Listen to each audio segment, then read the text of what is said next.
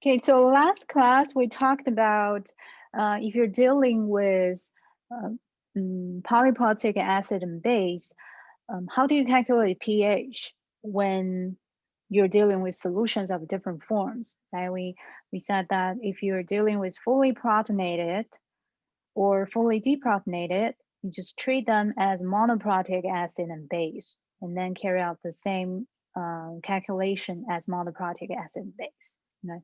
But if you're dealing with amphiprotic form, which can either perform as an acid or as a base, then you will have to use this formula to calculate the concentration of protons. And under some circumstances, you can assume that you can simplify this equation to assume that pH is half of pKa1 plus pKa2. So that's from last lecture. And then we had some example, and you want to review this for the next exam. And then we talk about diprotic buffers. So for diprotic buffer, it can be treated the same way as a buffer made from a monoprotic acid. And if you have a diprotic acid, you can write two Henderson-Hasselbalch equation. And depends on which pair you want to use, then the calculation will be done with that pair. Right? So if your solution has H2OA and HA minus, you will use this equation. But if your solution has these two forms, then you use the second equation. Or in another case, what can happen is initially you have solution of A2 minus. So let's say initially I have A2 minus, and now I want you to make a buffer. For example, by adding HCl. Okay. So in this case, and I want you to calculate desired pH. Which equation you will probably be using in this case? pKa2. pKa2, right? So because you will use HCl to convert part of A2 minus to HA minus, right? So in the solution, you will have these two species, and then the pH will be dependent on the ratio between these two species. But of course, if you keep adding more and more HCl, then all the A2 minus will be converted to HA minus. And then if you keep adding HCl, it will be further converted to H2A, right? And that in that case, you will have to use pKa1. So it will depend on the targeted pH. If the pH is very low, then you probably will have to deal with this pair. But if the pH is close to pKa2, then you will deal with the second equation. So it's all case dependent. You will have to look at the species initially presenting the solution and also the targeted pH you want to achieve with the buffer. And then you determine which formula is the correct formula to go with.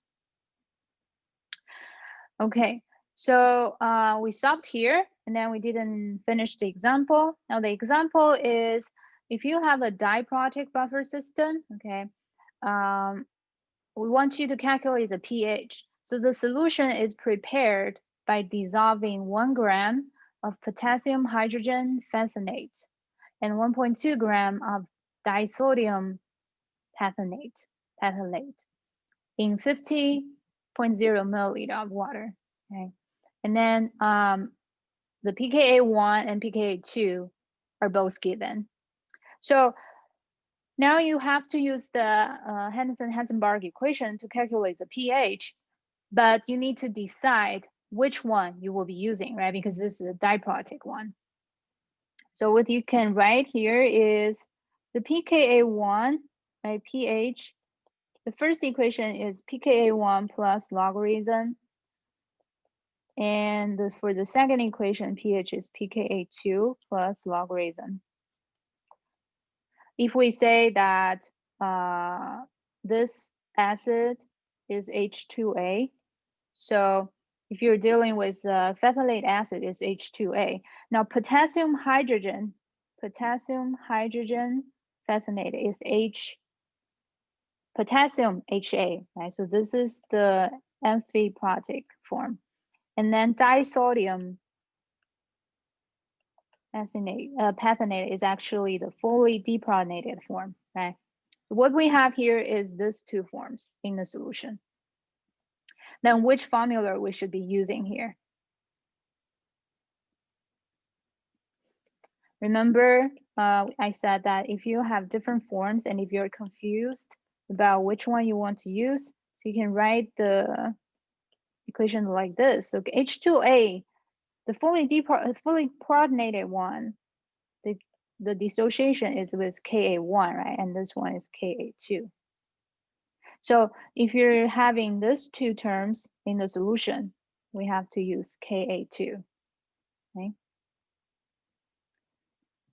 And if we're using this one, what are the terms? What is in the denominator and what is in the top?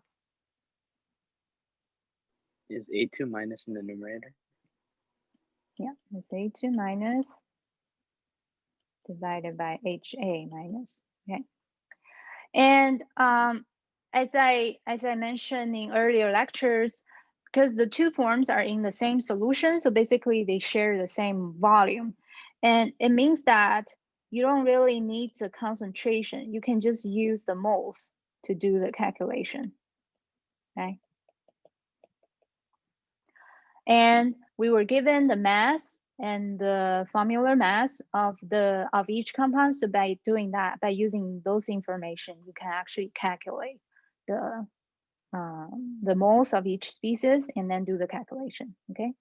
Now, can you please go ahead and do this calculation and type your answer in the chat box?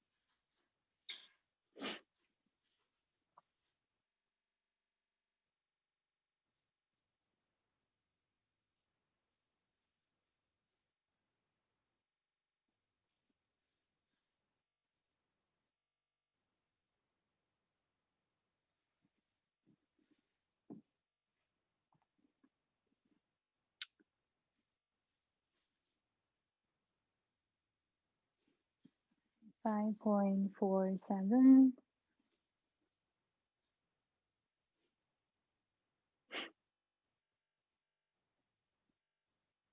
How many sig figs are we supposed to keep here?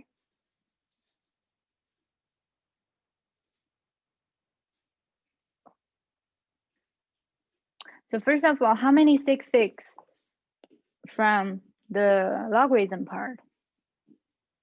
It's 1.20 divided by 2.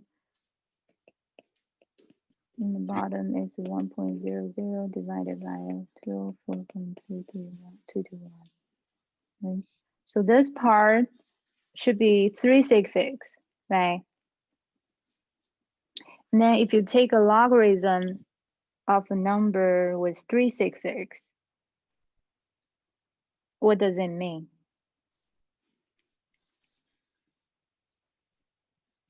The mantissa of the answer has to have 3 sig figs. Right, so the mantissa should have should have 3 decimal places or 3 digits in the mantissa.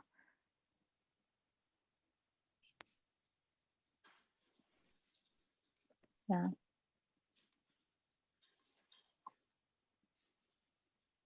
That's what we have.